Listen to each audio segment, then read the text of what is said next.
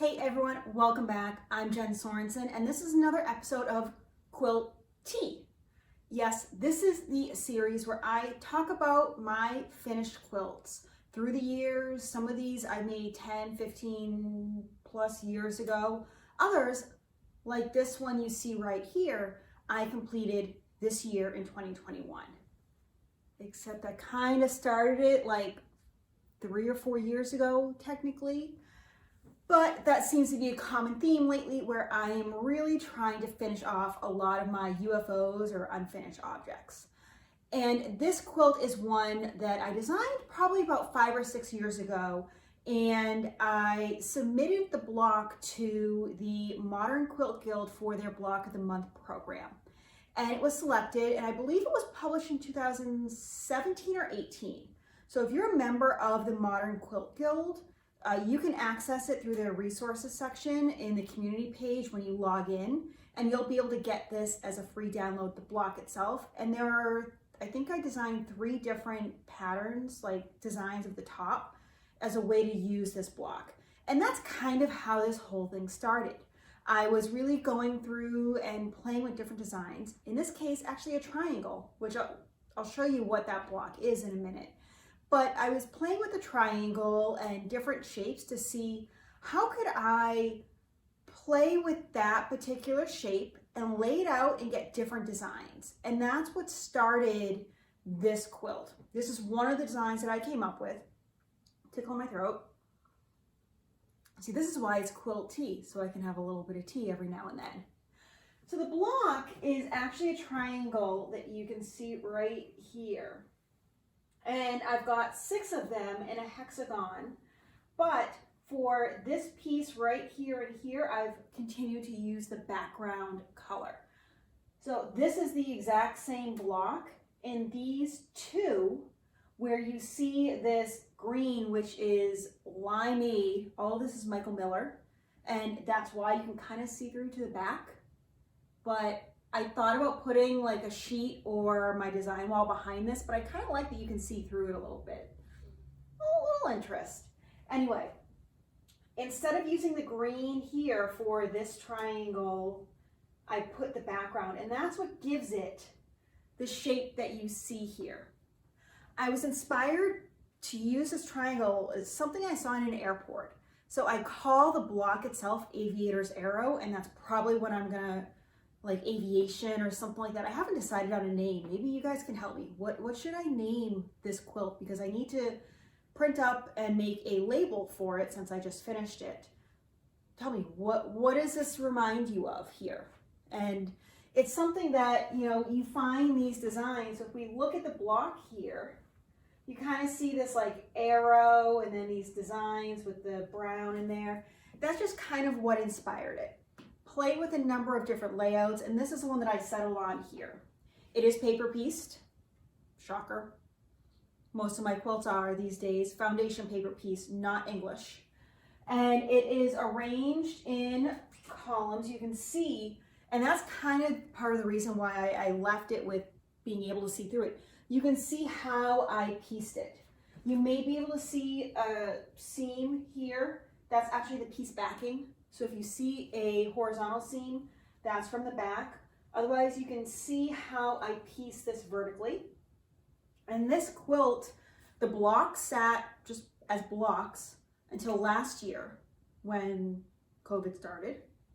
And that's when I pieced the top. Then it sat around a lot longer, most likely because I had a lot of other stuff that going on, and I had another quilt on the frame for months and months. And months and months. So this one sat unfinished, and finally I pulled it out and I did my favorite quilting design on it, matchstick quilting.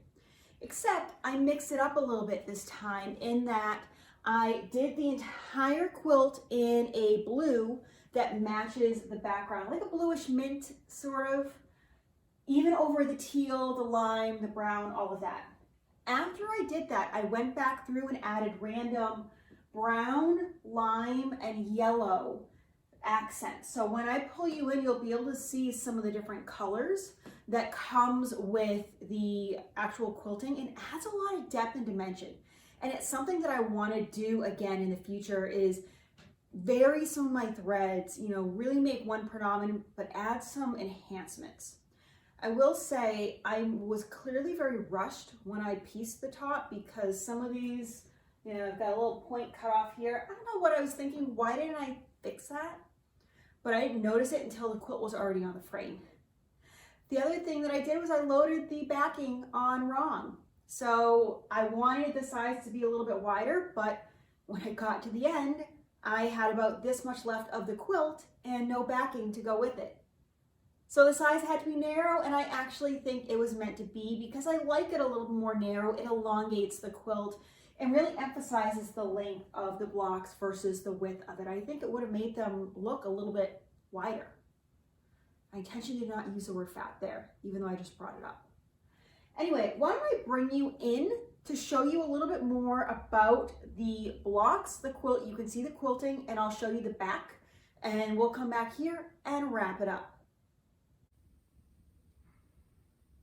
Okay, here is the top, and if I get in a little bit closer, you can definitely see the lime in the quilting. You can't really see the brown and the yellow, but it's there. Actually, you can see a little bit of the brown, but it's there. And you can also see that I matched the limeade technically in the binding, which I think really makes it pop. And this shows you the block itself a little bit more here with the triangle shape and how they come together. I just think it really makes it, when I have this just laying out, you can't see the seams, I'll call that out, but you know, you can see that this is the block. So it's really, you start and you just kind of add 1, 2, 3, 4, 5, 6, 7 pieces to the block, and it works out. I just really like the way that the quilting adds so much texture to it,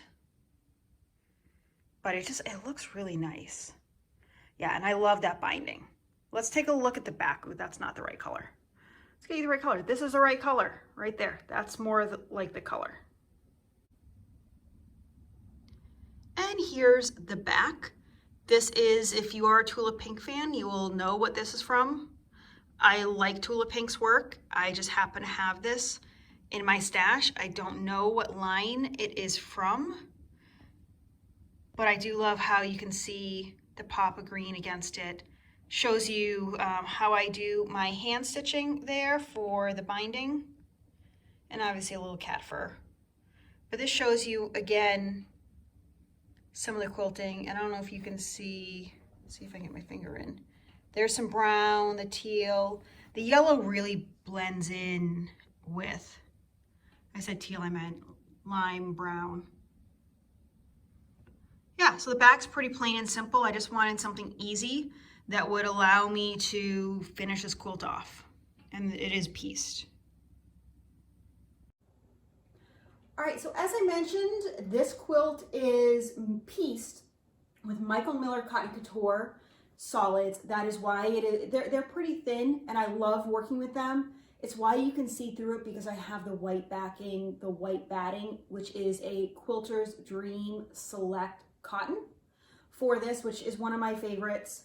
But I use others as well at times, and I use other solids. I actually don't discriminate. You know, when I find the right color, I use that. Pieced with Aurifil 50 weight, and it is machine quilted with So Fine number 50, and I used 4 different colors, as I mentioned. I did machine piece the binding to the front and then hand sewed it to the back. And then, you know, it was quilted on my long arm, which is my favorite way to do matchstick quilting, because I just put my channel locks on and go back and forth. It does require a little bit of skill, and I'll do a video on that eventually, because there's some tips and tricks I've learned along the way. But yeah, overall, I love this quilt. You know, I'm 5'1", so here's the bottom. Do I have? I might have. Here, you know what? Let me grab. That was a bag of chocolate. That wasn't my measuring tape. I thought it was my measuring tape. My cat likes to use it all the time. So, as a play toy. So I'm on my measuring tape. I was going to measure this for you, but I think it's around like 30 6 or so wide and about 42 tall. It's almost square, off by like about 4 inches or so, 4 or 6 inches. It is a little bit taller than it is wider. It's not huge, but it wouldn't fit in the mini category for QuiltCon, for example. But yeah, I think this is a fun quilt. I'm glad I got to finish it, but I need your help with what do I name this?